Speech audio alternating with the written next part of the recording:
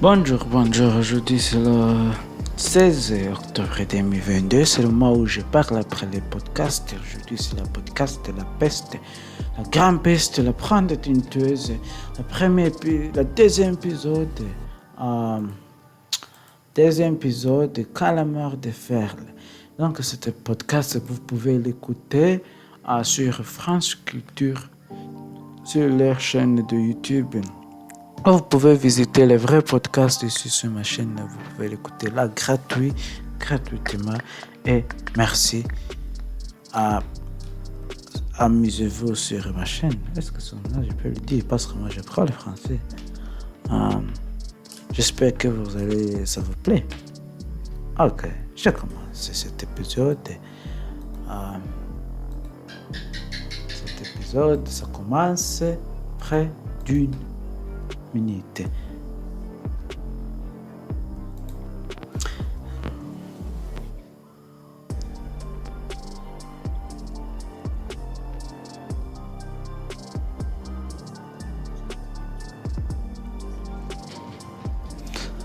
La grande peste, la prendre une deuxième épisode, Calamar de Fer.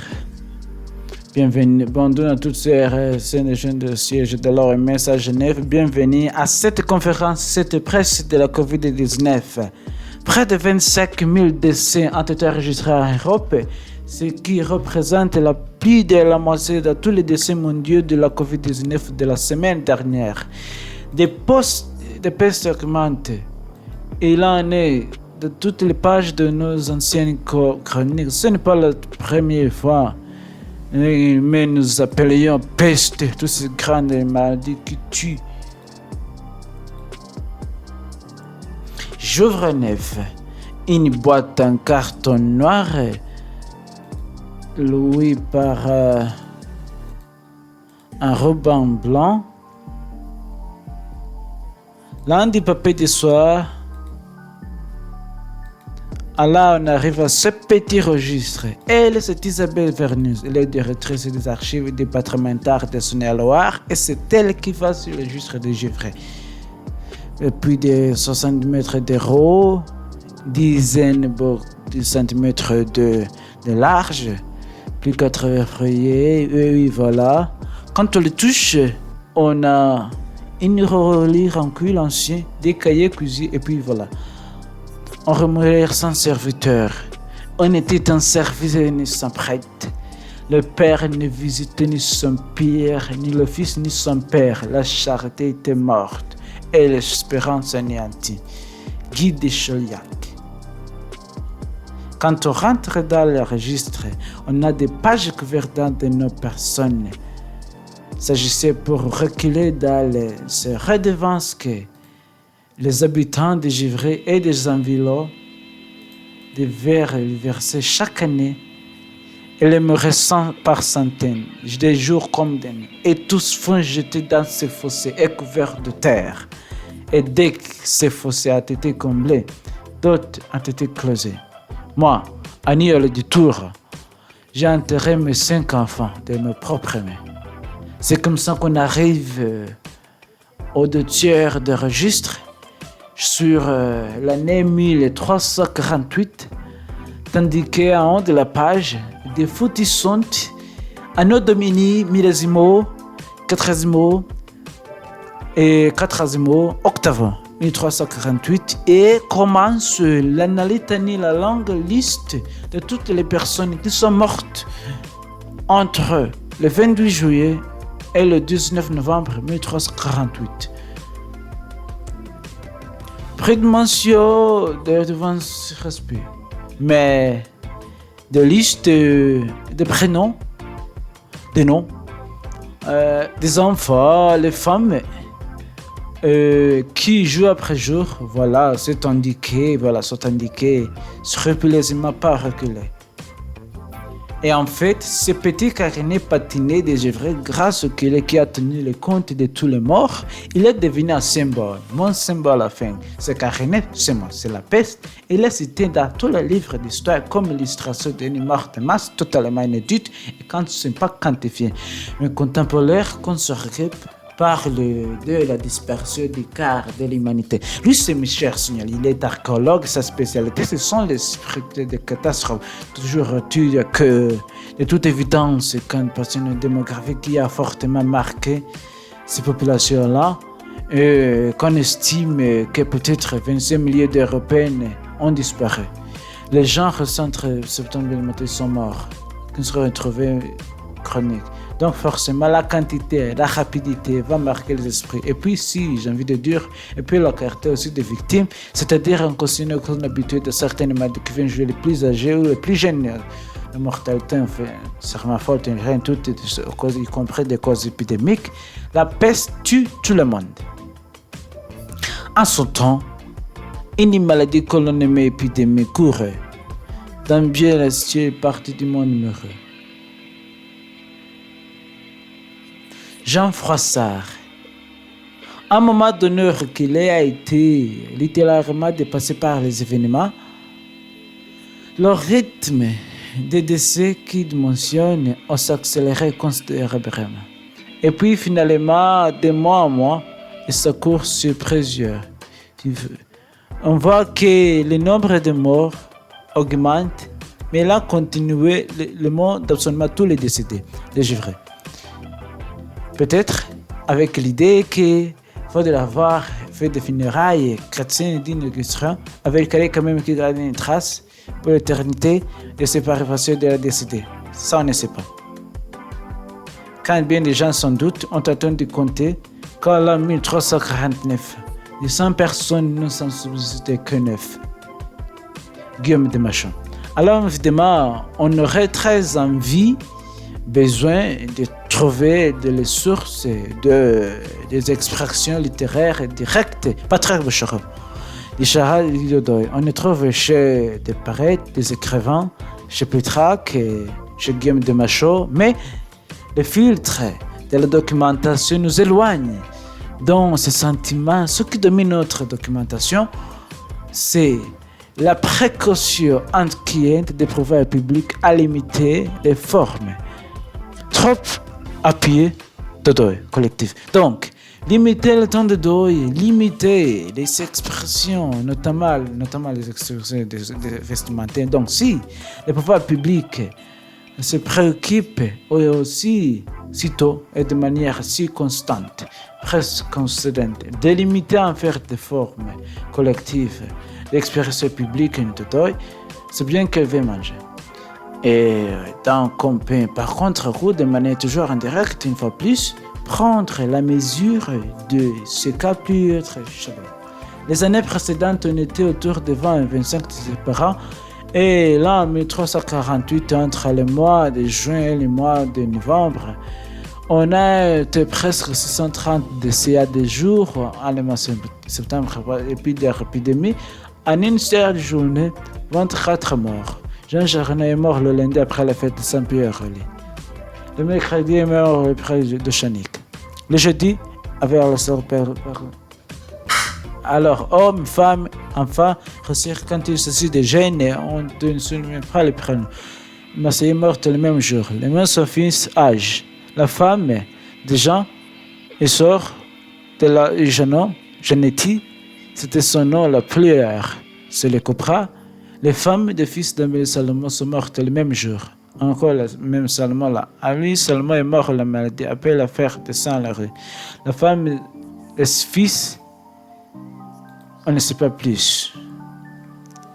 Alors là, il y a une croissance pour faire une courbe entre début juillet et le 19 novembre où les registres s'interrompent. On voit qu'il y a une croissance jusqu'en septembre, bien partie de la pandémie s'éloigne. Les catastrophes démographiques s'en tient dans 12 fléaux, tous feuillés dans un petit cahier qui initialement était vraiment un cahier plus terre-terre, ce que les comptes.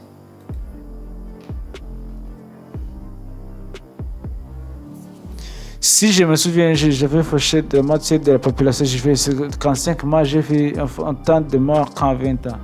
Je me souviens quand l'avenir, papa pouvait les morder dans les Rhônes. Et à Venise, on pouvait les jeter dans les grottes. Et puis, je ne sais pas n'importe quelle maladie. Je ne venais pas encore. Et tout le monde avait compris de quoi ils étaient annonciateurs. Il y a des formes crâniques majeures et il y a la forme la plus commune et celle qui tue le moins. Quand vous allez voir les chiffres, c'est la forme bilbonique. Donc, une personne va être piquée par un insecte hématophage puis être infus. Donc, vous allez voir qui vont provoquer cette inflammation qu'on appelle le bilbon. C'est en fait une adénite, c'est un peu. Et dans ces cas-là, sans traitement, vous avez cette maladie. C'est la forme la plus douce. Il existe une autre forme chez les humains qui est la forme la pulmonaire. C'est un patient, il faut passer d'herpès sur l'appareil respiratoire. Et dans cette configuration, il suffit que la maladie pulmonaire partout ce qu'elle crache, le bacille va se diffuser largement avec un tour de létalité qui feront les patients de leur 3 jours sans traitement. C'est une autre chaîne de mentalité. Si on a cette forme bilbonique, M. Signali, on meurt combien de temps et de quoi est-ce qu'on meurt? Dans tous les cas de figure, sauf complications, à propos des jugulations, on meurt on a la fièvre, vomissement, voilà ce genre de choses qui après lui ne sont pas propres à la peste. Il y a une si grande mortalité d'êtres humains de sexe et davantage de jeunes que de vieux, qu'à peine ne pouvait s'entr'ouvrir. Il n'était malade que dans 3 jours, puis mourait d'un coup, comme encore en bonne santé, tel qu'il était mort le lendemain et portant fausse. Jean de Venette. Ne me laisse pas ici, je vous en prie.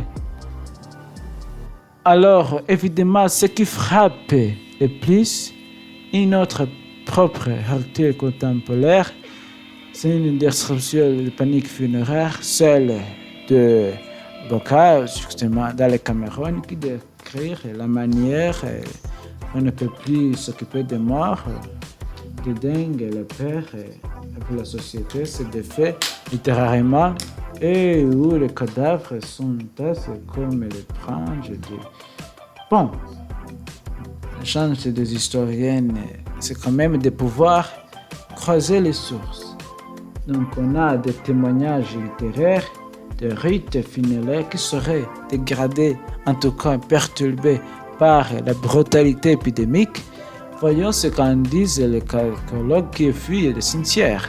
Donc, la réalité archéologique, elle semble contester la description littéraire, ce que, le point de vue des usages funéraires, tout indique que la peste, malgré sa brutalité, malgré l'atrocité en fait de son empereur, eh bien, laisse un indemne intact, les rites funéraires, les soins apportés aux morts.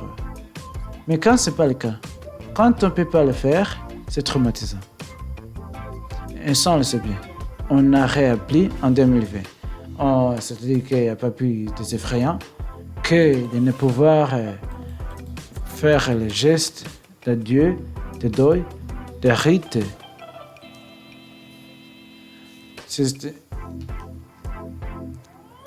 La personne est suffisante pour recevoir une multitude de corps qui étaient porteurs du verset de l'Église chaque jour et quasi à tous eux.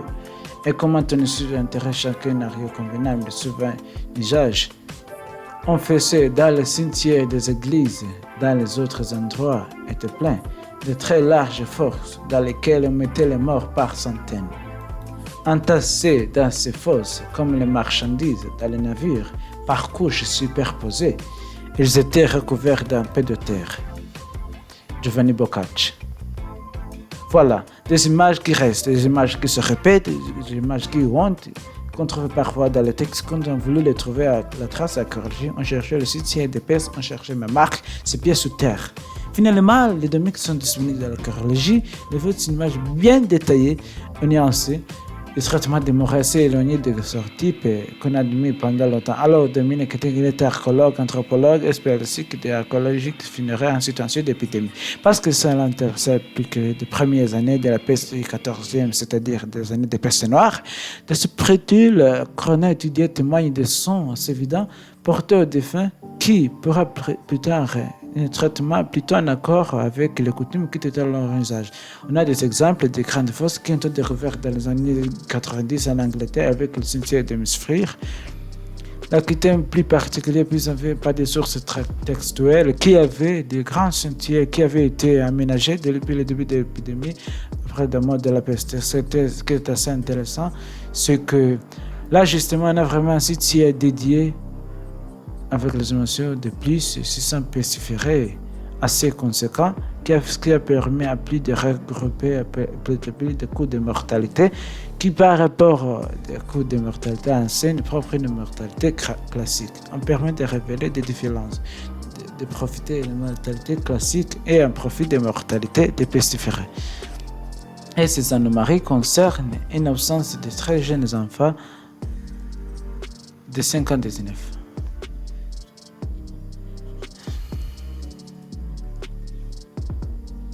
Les enterrements, les corps meurent très rapidement. Alors, il y a des choses qui se passent. Ils sont débordés par l'augmentation de la passe.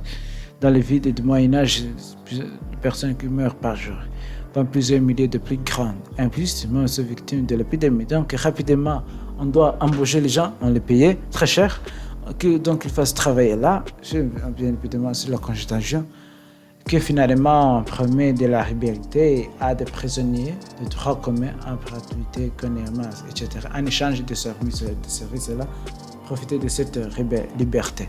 Et pour le Père Provence, le commis qui était appelé en Avignon pour être retiré du refrain, ne cache pas ce malheureux 97 du Moyen-Âge.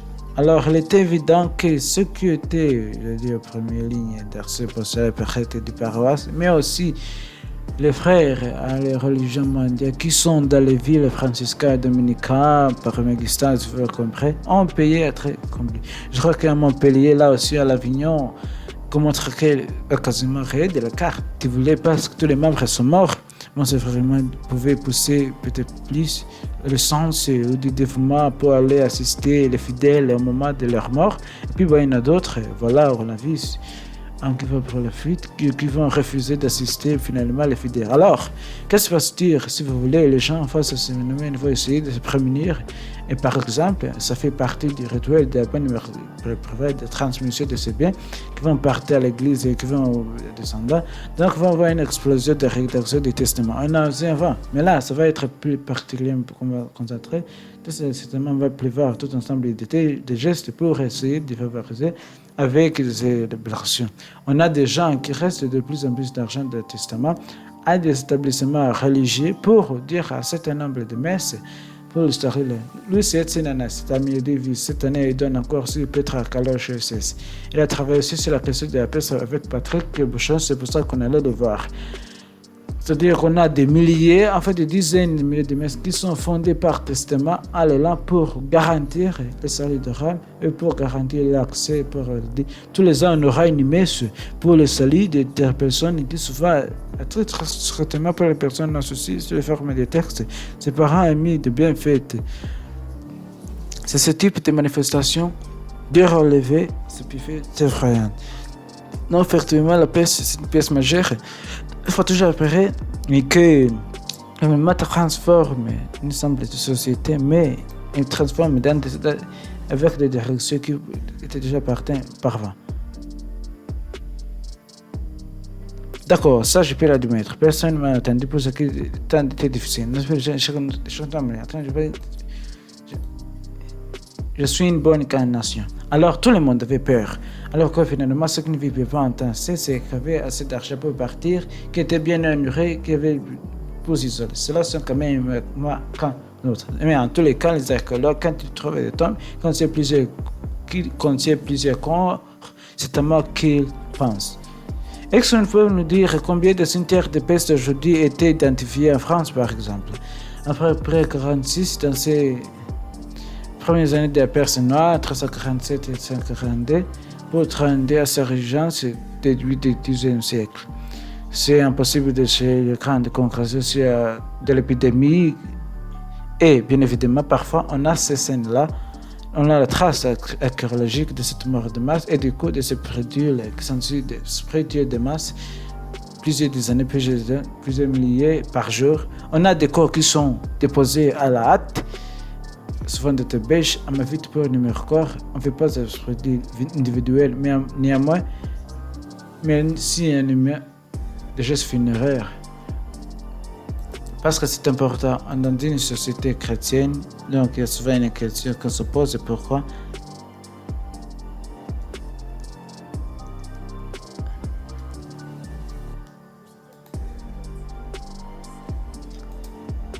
de confronter élevée crise de mortalité par l'épidémie. La typhoïde dans le milieu des années 90 et sa particularité en fait a été de révéler l'image de plusieurs révélements multiples, qui a été daté depuis 14 ans. Puis la cimetière paroissiale qui déproche l'église, donc des tombes qui sont apparues totalement typiques parce qu'on pensait que les cimetières de pestiférés est bâti totalement isolé des cimetières classiques paroissiaux, on ne retrouvait pas. Me semble qu'on avait une quarantaine d'individus plus que partis dans plusieurs. Peut-être il y avait des structures multiples qui s'enfermaient 10 années. À quel moment précis on a su que c'est bien à ce pied de peste? Si après ce phénomène de surmortalité reculant, on commence à se poser la question d'un événement particulier qui a conduit à la création de plusieurs tombes multiples, donc plusieurs individus morts en même temps. Vous osez assez rapidement que de présenter et après entre la mort liée à l'utilisation de la mafia. Si vous avez une femme, un enfant, une mère mince, il n'y a pas de trauma, il n'y a pas ces résultats de catastrophe. Soit c'est un pathogène qui est une personne, des pathogènes qui provoquent telle mentalité, telle pratique funéraire réactive, et fort heureusement, je dois dire, de la personne et des tentes qui va attester des régions de des tentes de juger. Beaucoup de pièces de la monnaie et parfois de la monnaie qui est une vraie valeur à l'époque, de l'or d'argent qui pour nous a une valeur exceptionnelle, des demandes de temps. C'est un test que ce corps immobilier qui a été fouillé avant les mentions, c'est toute une série de faits qui vont nous permettre d'avancer l'hypothèse qu'on est dans un contexte d'épidémie. Pour aider mes chers signalés en bonne santé, les gens qui sont morts de la peste, c'est ça qui on s'est créé. Les gens que nous avons dans les qui n'ont pas de bruit, n'ont pas de pathologie générative. En fait, les profits que nous avons, ce n'est pas du tout les profits habituels des sentiers, il n'y a pas de profit de la refrain, de négatif rejet des populations vieilles. Est-ce que tu as aussi créé ce que lendemain de la peste s'arrête pendant quelques semaines, on ne meurt plus. C'est-à-dire encore plus depuis les registres des baptêmes vous avez des baptêmes ici symboles en range pendant quelques semaines vous n'avez plus de décès. Qu'est-ce qui reste sont des résistants. Plusieurs sujets religieux liés au funéral. Jeannette, fille de Henri à Paris, est morte le mardi après cette fête. Le Dirino est mort le mercredi suivant. Littéralement, tous les pages m'ont donné cette vie dire en finisse de novembre 1948. On n'a pas on a la vie reprendre reçu.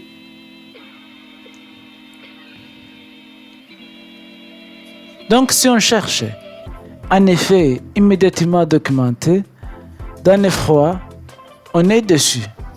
C'est même plutôt le contraire, ce que, au fond, nos sources, c'est comme si elles euphémisaient systématiquement la catastrophe. Quand l'examen avait vu raison que l'histoire est une science indiciaire, on a deux traces qui sont les indices que quelque chose a passé par là. C'est terrible parce que, par exemple, qu'on va limiter le poids de cire, chacun a le droit d'acheter. On a conclu que, si vous avez des cires qui font des cires pour enterrer des morts, si on a besoin de beaucoup. Puis donnons notre exemple. Dans la seconde moitié du XIVe siècle, les villes vont tenter renégocier, par exemple, le royaume de France avec le roi de France, leur fiscalité de l'impôt. Il y a des requêtes libres compte tenu de la situation pour comprendre très bien, on ne peut pas obéir. L'espace horrible, on est tous morts. Parce que c'est horrible, parce qu'ils sont tous morts. Parce que la besoin de retour ne part pas à nous, par le roi. C'est bien ce qui se passe. D'une certaine manière, quand tout le monde vit la même chose au même moment, on n'a pas besoin d'exprimer.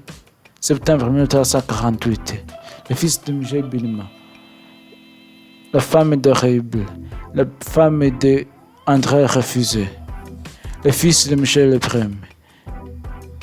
Merci à Étienne Anaïm, Patrick Boucheron, Dominique Ostrec, Michel Signoli, Isabelle Vernis et Catherine Vesson.